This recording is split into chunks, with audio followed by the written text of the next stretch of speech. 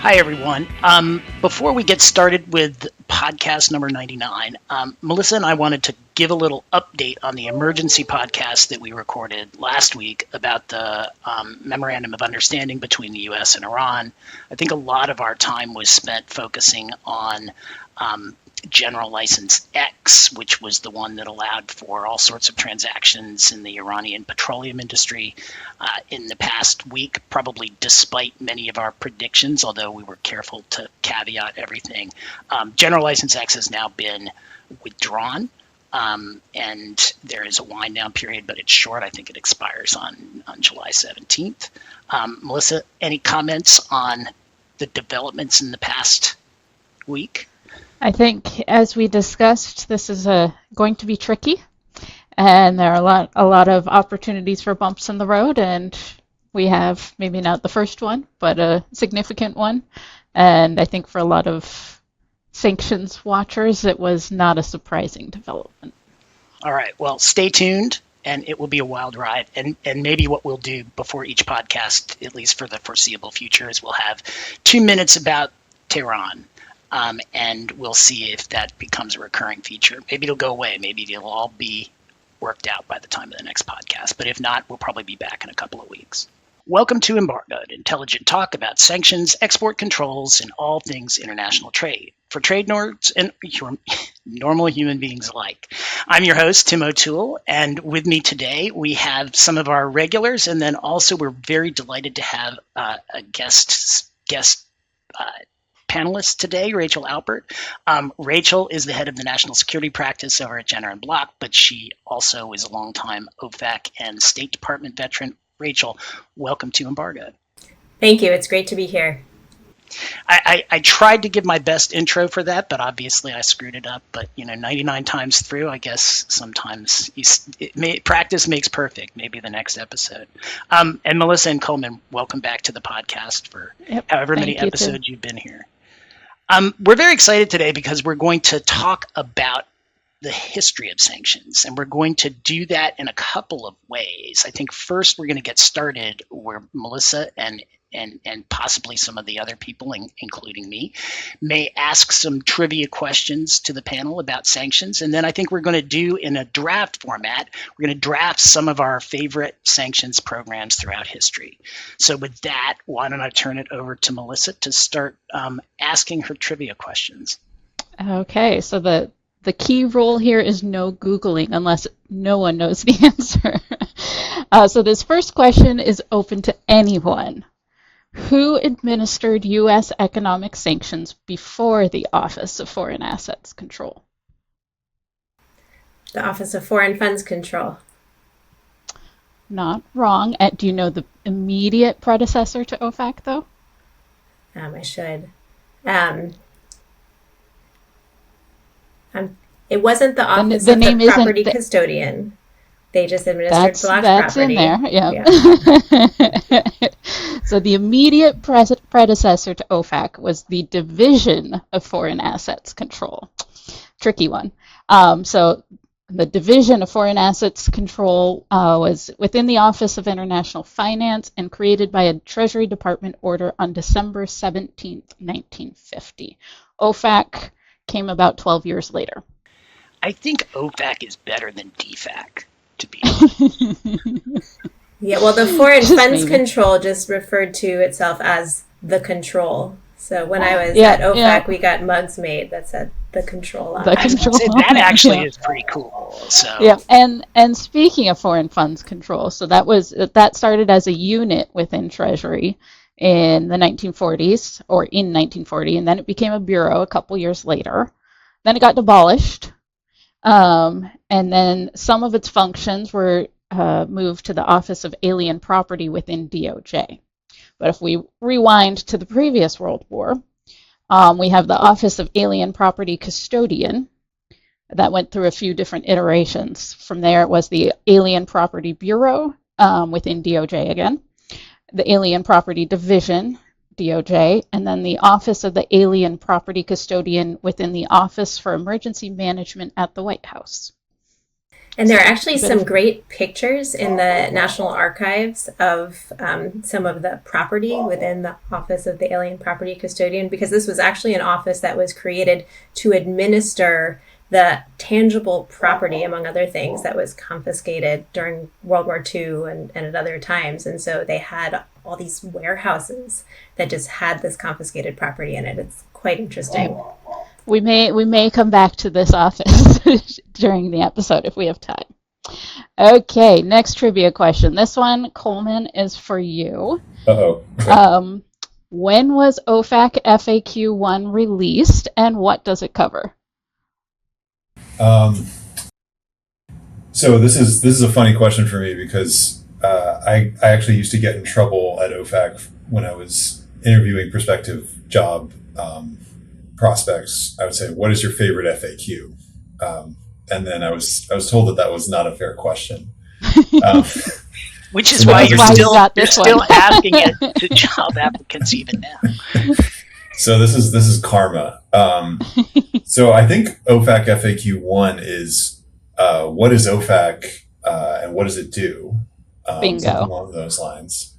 And I think it was issued in maybe 2009 or something like that. 2002. 2002. Yep, September 10th, 2002. Which I think according to the date on the FAQ. Not surprising. Yeah. I mean, OFAC's growth really traces back to September 11th, 2001. And so it's not, obviously, the history dates back much further than that. But I'd say that's where I anyway would put kind of the modern era of OFAC. So it's not surprising that their current FAQs kind of date back to about that era. Wow. That's crazy. I feel like the current generation of new associates coming into the firm are maybe born after OFAC FAQ 1. Yeah, that's crazy. Yeah. Yeah. Okay. So this is for anyone. If I wanted to apply for a specific license between late December 1950 and October of 1994, to which government entities could I submit an application? Which is a hint, there was more than one. Yeah. Well, OFAC was one, and its predecessor that we just discussed, the division.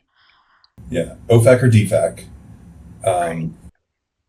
Okay, I'm going to do what I often do, which is say the wrong answer and hope that prompts the right answer. Was it some division of the State Department?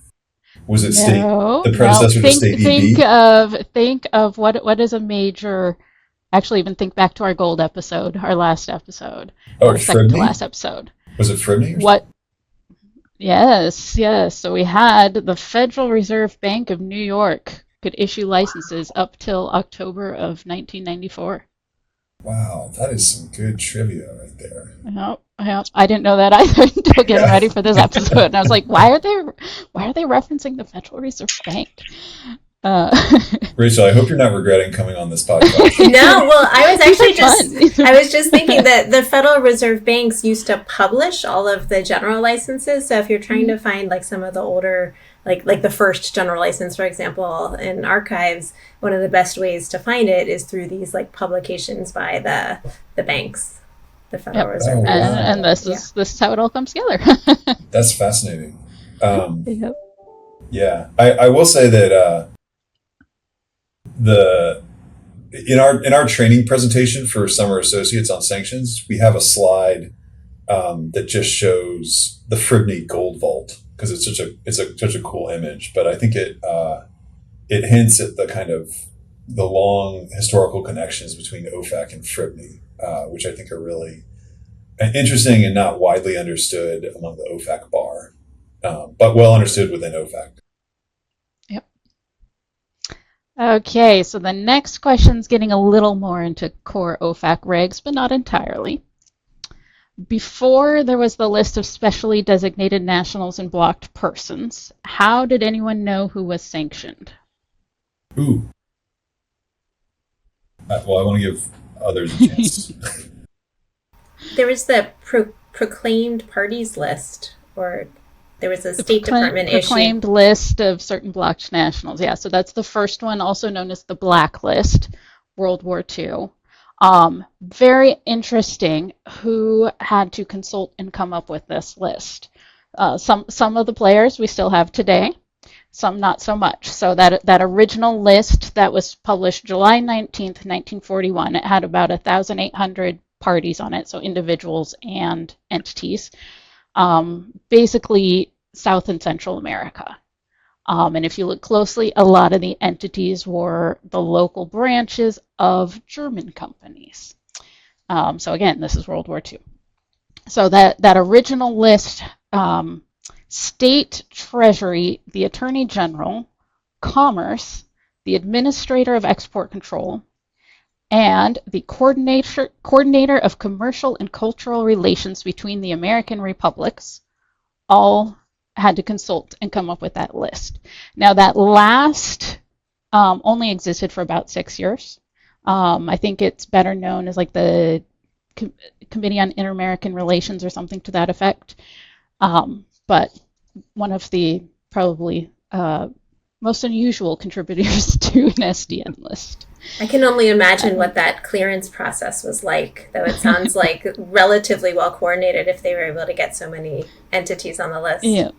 Well, and can you imagine the compliance? I mean, pre-digital searches and being able to go on to the internet and find the lists themselves. I mean, how would you keep up with those lists, and then how would you screen for those?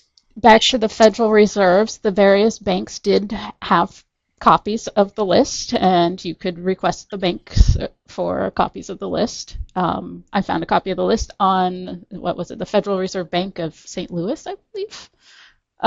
So again, it all kind of worked together, but yes, it would have been a lot harder to say, oh, OFAC or OFAC's predecessor added someone to the list, and I didn't know for a week because I couldn't have known for a week till the mail came. And pre-50% rule, so at least that was a little easier. Yes.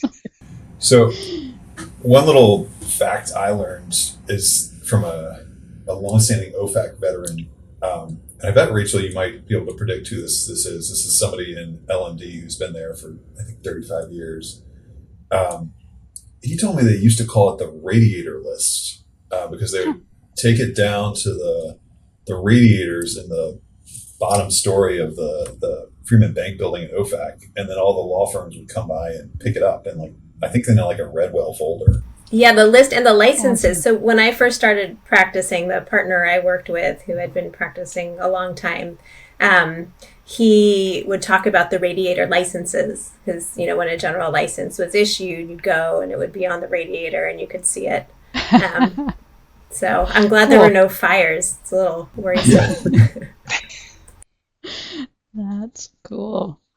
Well, building off that original list, why do we call them specially designated nationals?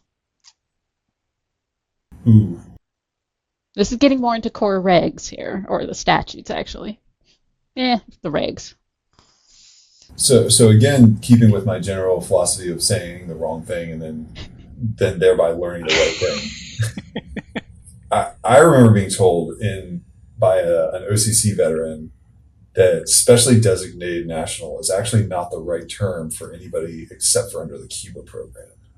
Perfect. Oh, nice.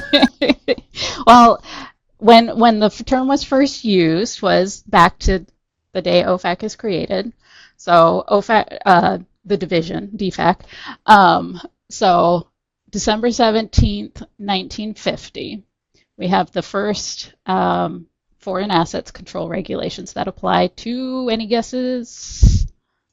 Well, I'm guessing the communist bloc countries, so North Korea, the Soviet Union, the PRC. There are only two, so it was China and North Korea. That's December 1950. And if you go to those original regs, which again, these are under TWIA, so the Trading with the Enemy Act, and you'll see this still in the current Cuba regs, you have designated nationals, and then you have specially designated nationals. So the designated is, like under the Cuba definition, it's Cuba itself and then any national thereof, including specially designated nationals. And then the specially designated nationals are the ones that are specifically named. So that's kind of why you have that. And then if you're being technically correct, most of the people we call SDNs probably should just be called blocked persons because they aren't specially designated under TWIA. But that term itself actually doesn't appear in TWIA when I double checked the other day. So maybe I missed it, but it's not there. Another interesting feature to me, so when you think of like current sanctions, those are all issued under IEEPA, not TWIA. The key bits of the statute from blocking property perspective are actually the TWIA language that was carried over. But at the time Congress was debating all of this, so this is 1970s, we get the National Emergencies Act, and then it takes a couple years, we get IEEPA. So at the time they're looking at the National Emergencies Act, anyone have a guess on how many specially designated nationals were in the regs? And this would be the foreign assets control regs. 1,000. Rachel, you should just say one. Oh, Rachel, you say 999. I was going to say 887. So under the foreign assets control regs, as published, so this is 1975 into early 1976, there were 3 specially designated nationals named in the regs. Wow. National Liberation Front of South Vietnam, the Viet Cong, and the National Liberation Front of South Vietnam Red Cross, also known as the Liberation Red Cross. So there may have been others under at that point. We also had Cuba, of course. And I think we had the foreign funds control regulations as well. But those are the 3 I was able to find at that point in time. So things have changed just a little. Just a bit. Just a bit. Okay, this one is for Tim. Uh-oh. What important event in sanctions history occurred on February 18th, 2020? February 18th, 2020. Is it relevant that that's just a couple days after Valentine's Day? I don't know. I suspect not, but I don't know. I don't know. Episode 100 is coming up soon. Oh, that's the first day of the first episode of Embargo. Yep, that's the day it was published. Okay, and last but not least for trivia, for my trivia at least, what is the oldest current sanctions program? And I think we can have 2 different answers about this one. The oldest current sanctions program. I mean, I would say Cuba, but Yeah, that would. And that's probably the correct answer because, back to that reference to North Korea in 1950, well, North Korea has been sanctioned ever since. It started as TWIA, but in 2008, the TWIA sanctions went away. Not all sanctions. There were plenty other sanctions at that point, but the TWIA sanctions went away at that point. So Right. Cuba is, of course, the only country that still is subject to TWIA sanctions. In part, I would guess because of the congressional statutes that essentially lock in a number of the sanctions so that Yep. they can't be modernized. Yep. Again, back to all those debates over IEEPA, or what led to IEEPA. All right. Is that the I can ask more, but I think I need to give So you what an was the? answer. You said that there was a correct answer. What's the incorrect answer? Well, the incorrect would be the North Korea since. Oh, okay. I think it's an you could say, like, what's alternative the- answer. Yeah, Yeah, I think it's because alternative. again, it's a different, like, the sanctions did change. They're no longer TWIA sanctions, but they've been there ever since December 17th, 1950. Yeah, there was just a 2008 executive order that took away the TWIA and imposed the And IEEPA kept one. So it was yeah. a transfer. Yeah, it's pretty similar. I have one more, or I can turn All right, it over. no, go for it. Okay, last one. So when we're looking at some of these old, like the foreign assets control regulations, and still back there in history, for about 29 years, what area of the world that was not in the continental United States was subject to OFAC jurisdiction and had to comply? Wait, so what's the question? directly. From 1950 to 1979, hint, hint, there was a specific area of the world that was not within the continental United States, but Was it Iran? was, say that again? Iran? No, but it So, fell within the definition of the United States. so Alaska and Hawaii, because they weren't states in 1950. Alaska is called out by name in several of them, but I'm thinking of one other area. It was in the news a lot last year. Not Greenland. I was going to say Greenland, not in the United States. And actually, speaking of the continental United States, Alaska was actually lumped into the term continental United States in some of those regs. I mean, I want to say the Philippines. That would be my first answer, but then you threw me with the dates. Yeah, so it What stopped did the U.S. being- give up control of in 1979? Oh, the Panama Canal. Yes, so the Panama Canal Zone was within the United States and had to comply with sanctions. Interesting. Yeah. And speaking of Hawaii, in World War II, sanctions regulations were issued by OFAC's predecessors and the governor of Hawaii. So if you go into the old regs, you see a lot of sanctions regulations from the governor of Hawaii. As best I can tell, remember, Hawaii is not a state yet, but at that point, or at the point that a lot of those regulations were issued, Hawaii was under martial law. And the governor of Hawaii was issuing sanctions regulations under TWIA and under the First War Powers Act. So, fascinating tidbit. But if you go into the National Archives, you will see like foreign funds control regulations, and then you'll see like these references to the governor of Hawaii and Hawaii regulations. You're like, what on? What is going on? Wow. Okay, Tim.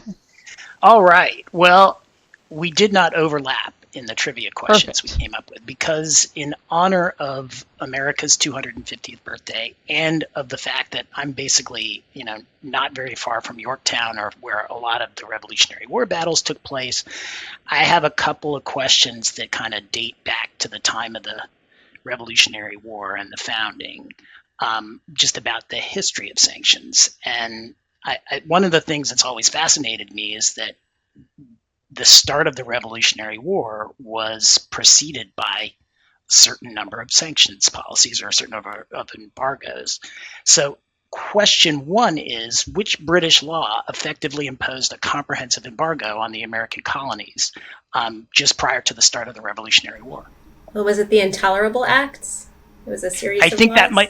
that might have been the colloquial reference to it. The law was called the American Prohibitory Act of 1775, and it basically was a full embargo by the British on U.S. ships, the colonies' ships at the time, and colonial vessels as enemy property, so the British could just impound the ships and take them.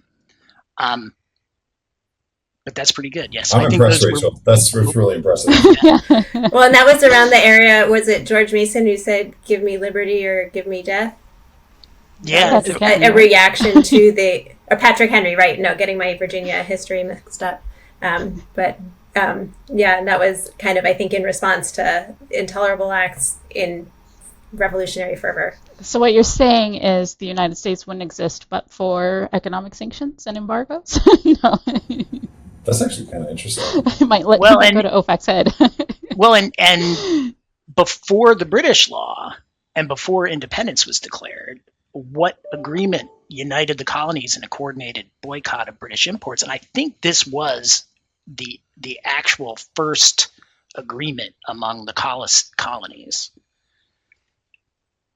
It's called the Continental Association from 1774, and it organized non-importation, non-consumption, and eventual non-exportation. So it started as a no British imports, but it then moved to essentially an embargo of Britain.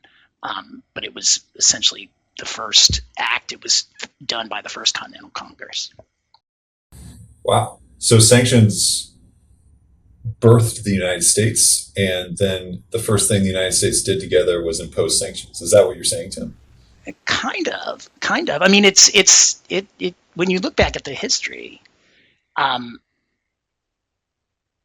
it's pretty amazing that the first experience with embargoes was before there even was a United States. Well, and then there's the Civil War history. I don't know if you were going to get into that. I probably maybe on History 2 session.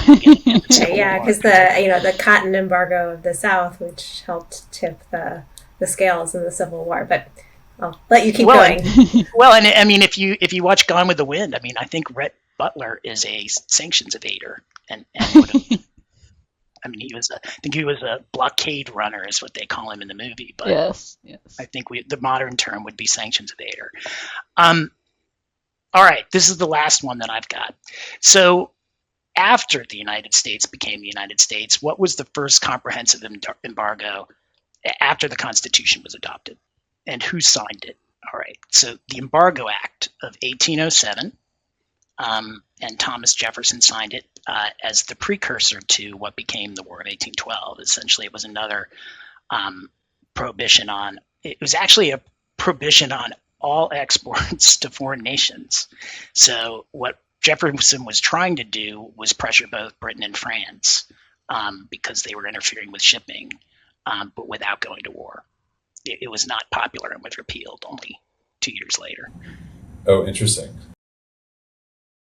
They weren't quite so nuanced back then. OFAC learned a lot over the years.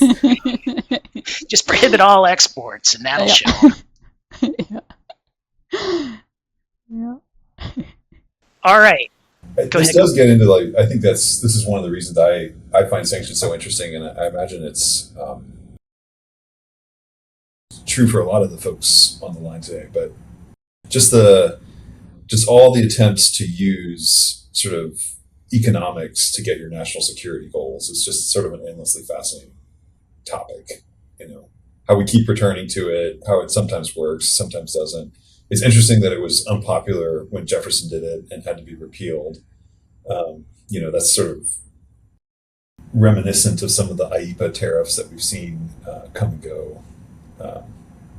Anyway, just endlessly fascinating. But go ahead.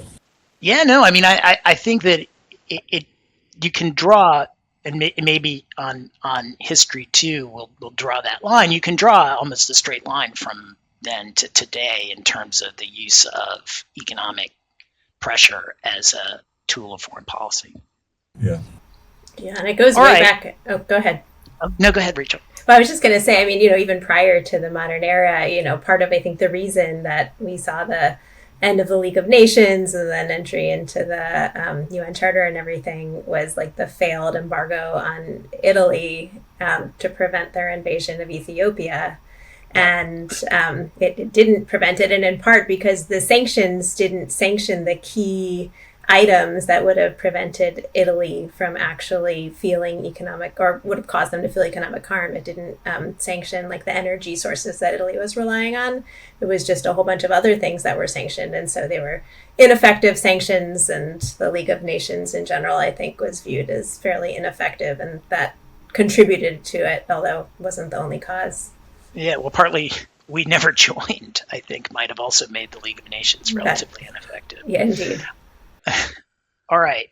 Well, with that, we're going to do a draft. And the draft is going to essentially focus on, first off, we're going to go through, and each person is going to pick their most obscure foreign sanctions program or targeted country or region, and then we'll comment on the picks. And since you are the newest guest, Rachel, why don't you go first with your pick for the most obscure or forgotten sanctions program? I mean, I don't know if this is necessarily obscure or forgotten, but it's a country that doesn't exist anymore, so I'm going to say Southern Rhodesia. That's pretty obscure and forgotten. Yeah, but happy to talk about it whenever the right time to do so. Go for it. Go for it. Well, the reason I like this one in particular was that it was actually the first UN-imposed sanctions program. Can anybody guess what year it was? And so just as context, UN Charter was signed in 1945. When do you think the first UN sanctions program was? I'm guessing a long time after that because you needed the approval of the entire Security Council. So let's say, I don't know, the first North Korea sanctions in 2000 and something. So Southern Rhodesia sanctions were actually in 1968. So there were I think it was 2 UN sanctions programs that were able to get through the Security Council during the Cold War, and so this was one of them, and the other being South Africa, I believe. And wow. So this related to political repression in Southern Rhodesia, and it put the British in charge of trying to address the issues, primarily because they were the power there. And what was interesting looking at the UN resolution was even this original UN resolution on sanctions, establishing the Southern Rhodesia Sanctions Committee, included carve-outs for medical purposes, educational equipment, and humanitarian things that, so we can see kind of the history of UN sanctions really encompassed humanitarian carve-outs that were memorialized, a few years ago in UNSCR 2662. So that really comes from the inception of UN sanctions, and then the different UN member states needed to implement it through their domestic laws. So the US did so through executive order. But 1968 was the first full UN sanctions program. So, and the other one would have been in 86? Yeah, well, in South Africa, I mean, I'm going to jump the gun and give all my history, but South Africa was really interesting in that, so again, the U.S. was initially opposed to issuing these South Africa sanctions and thought it would be bad for trade. There was ultimately congressional action. So Congress had introduced in 1972 this Comprehensive Anti-Apartheid Act, and there had been activity in the UN trying to get the South Africa sanctions through, I think, for decades, really, beginning in the 60s.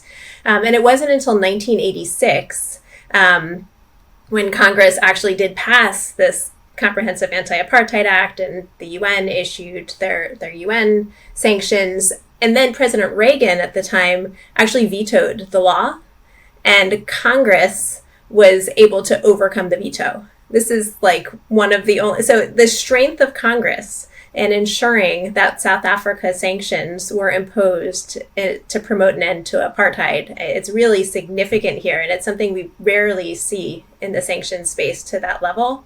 And so then Reagan did implement it to some degree. Bush strengthened the South Africa embargo. And then it wasn't until Nelson Mandela said, okay, now is the time to remove the sanctions. We need to recover economically, that in the 90s, the South Africa sanctions went away. That's so interesting. And I guess Johnson would have been president in 68 when Rhodesia sanctions went into place. Yeah, so there was an executive order. I think it was from 67 because there had been a series of UN actions. And so that basically imported the UN sanctions into US law under the UN, Participation the law, Act. the UNPA. Yep. That's fascinating. Yeah. Oh, that's an early UNPA program.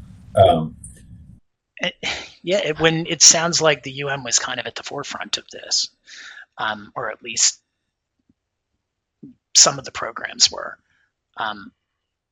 That's super interesting. And I was actually gonna guess the 80s, but I could see sort of anti-apartheid sanctions in South Rhodesia and South Africa as being one of the only issues that the Cold War era UN Security Council could agree on. So that's really interesting. Here's a harder question. Do we think that the UN sanctions contributed to the changing government in South Rhodesia and in South Africa, or to the end of apartheid?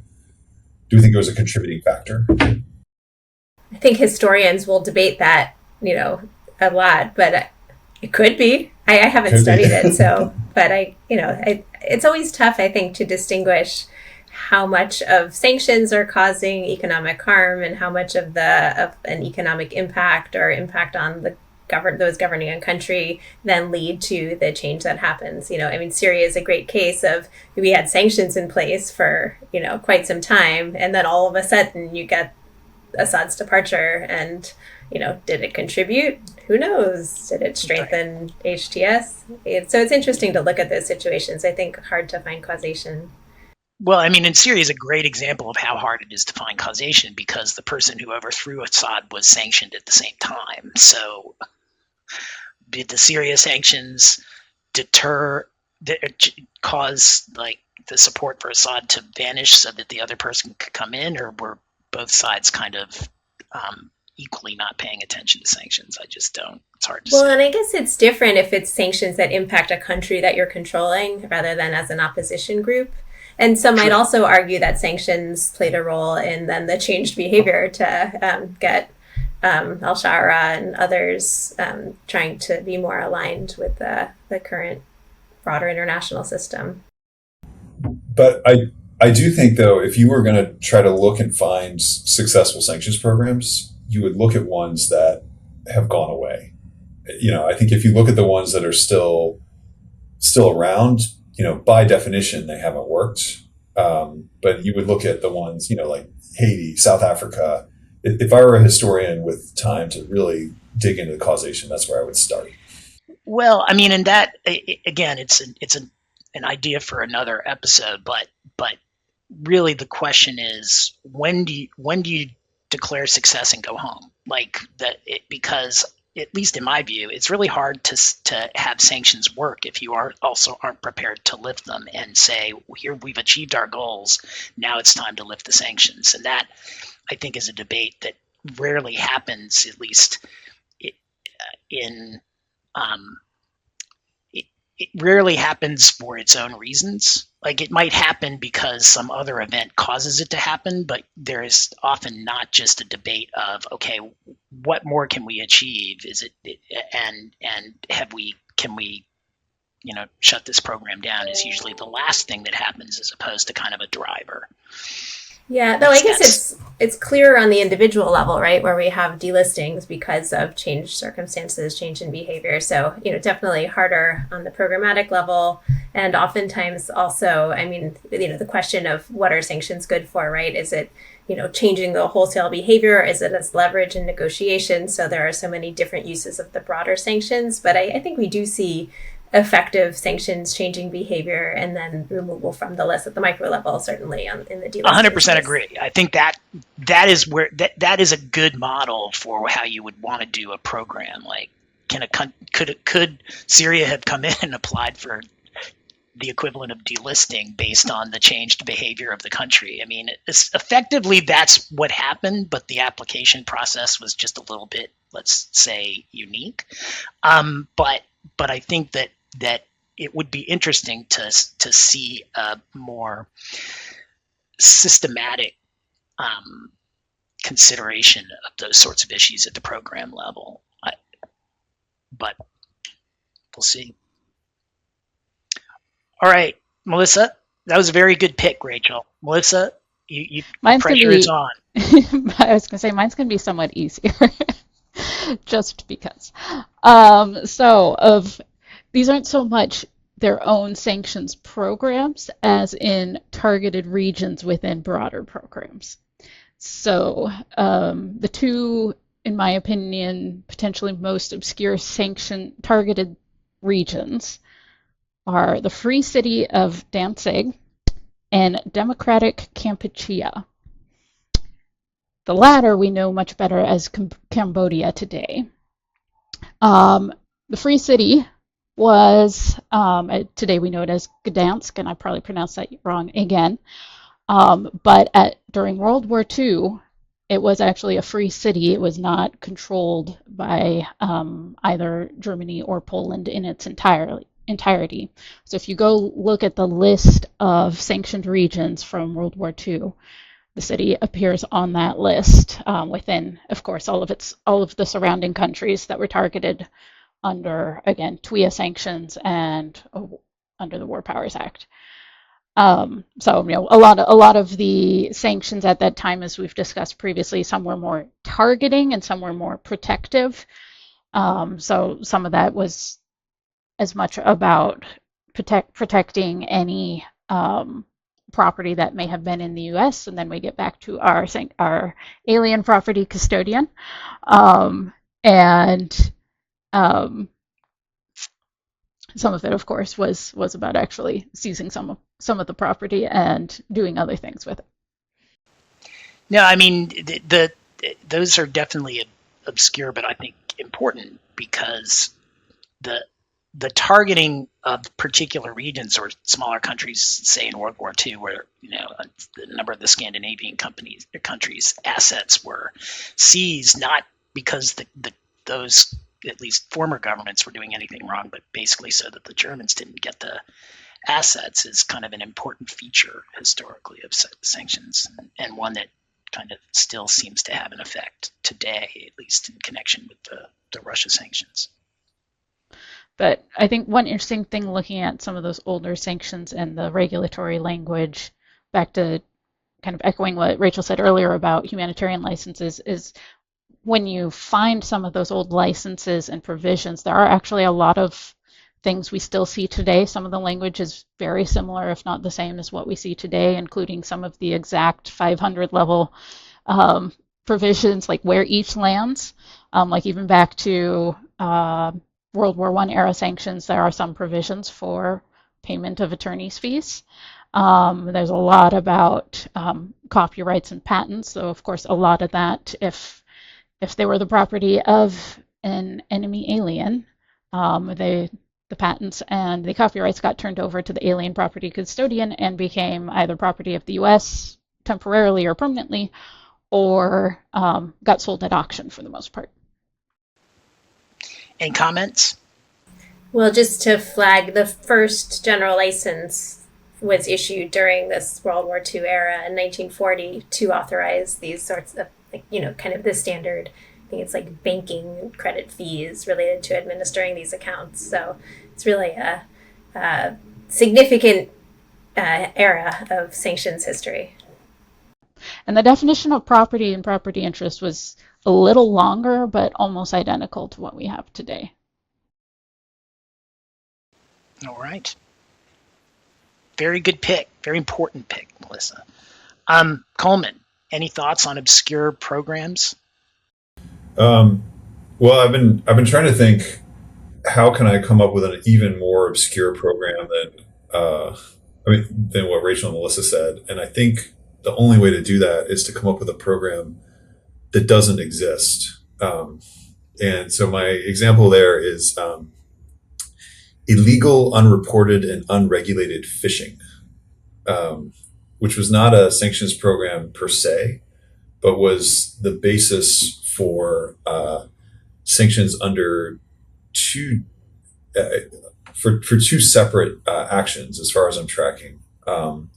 One, I believe, was under GLOMAC for human rights violations for some PRC-based distant water fishing companies. And then another was maybe 2 years later, also under the Biden administration, was sanctions against cartel-supported illegal, unreported, and unregulated fishing in the Gulf of Mexico. So, sanctioning using the I think that counter narcotics authorities to go after cartels. But what was interesting is, you sort of have the legal authority, which is human rights violations or cartel related, but then you sort of, the OFAC wove in the connection to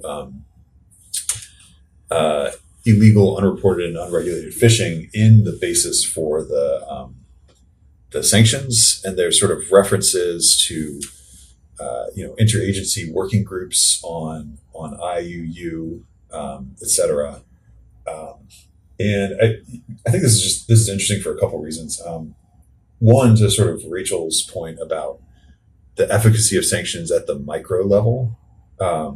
I think, we can go back and forth about the efficacy of sanctions at the sort of broader geopolitical foreign policy level, but I think it's just beyond doubt that sanctions change behavior for individuals. Nobody wants to be, if you're an entrepreneurial PRC based fisherman, you don't want to be sanctioned for human rights violations on board your boats that are illegally fishing. So it does really change behavior. And then it also, it's just sort of refreshing to think about sanctions that are not in the context of, some of the big geopolitical problems, but also some of the other problems that we see around the world related to, environmental degradation, human rights aboard fishing vessels. I'd also put wildlife trafficking in there. There was a sort of, I think there's at least one and maybe two sanctions against wildlife traffickers under the Transnational Criminal Organization sanctions regulations. And I just think it's sort of a creative and interesting use of sanctions. Yeah, and I think that you're honing in on an interesting point, which is sometimes the most effective thing to do is to create a new executive order, create a new sanctions program that specifically targets a problematic activity. But sometimes if you really just want to get after specific bad actors, maybe it's a matter of identifying what is the activity in question and then working backwards to see, okay, well, we have so many different sanctions programs that target, overlapping sorts of nefarious activities. So where can we most effectively make the sanctions case in this situation? And so it's an interesting policy decision whether to create a whole new program to address a problem set or to do individual sanctions designations under a variety of authorities, which might apply differently depending on the specific facts. I think that's a great point. And I think you see these kinds of debates inside government. What is really going to send a message that's going to incentivize a change in behavior?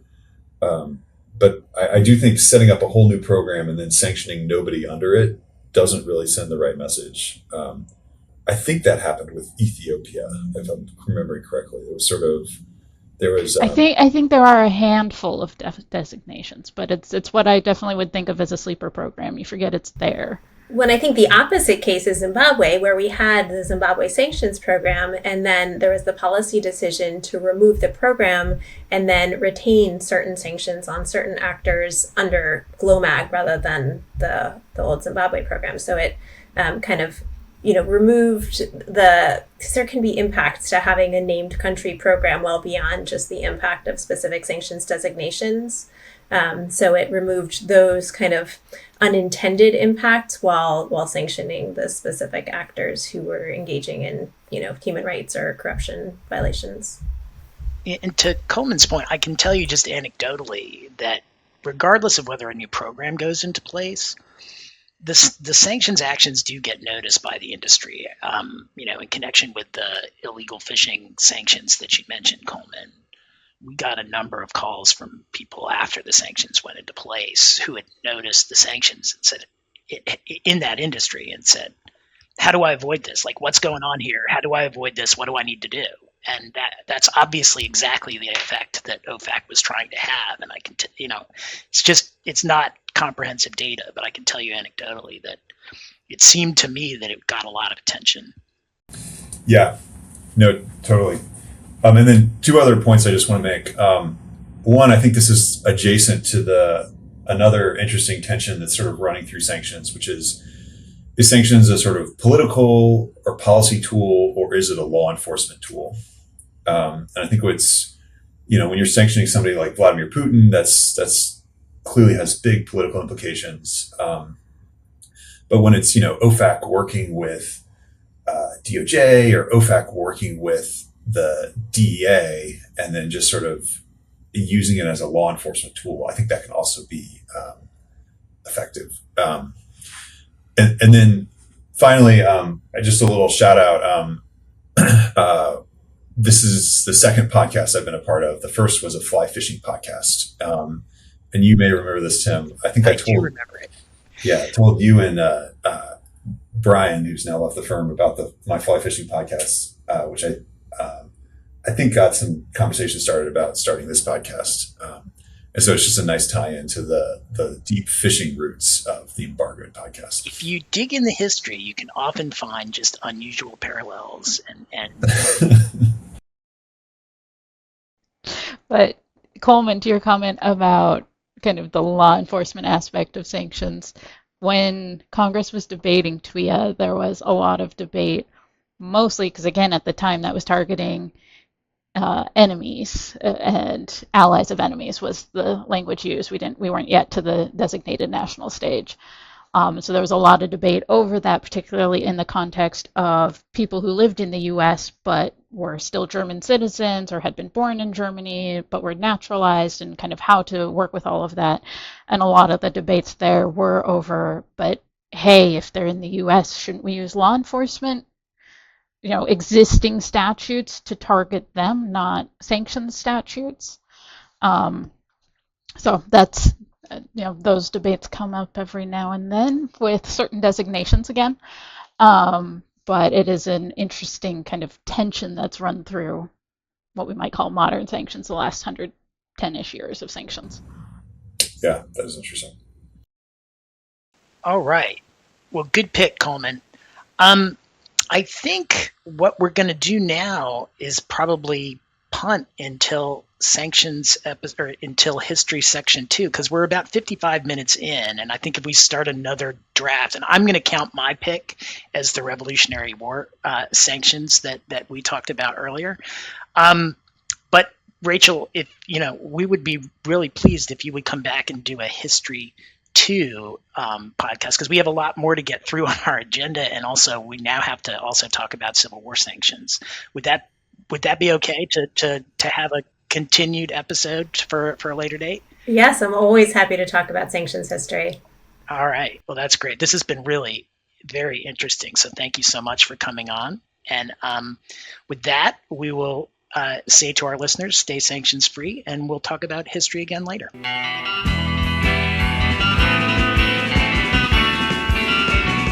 Produced by Heartcast Media.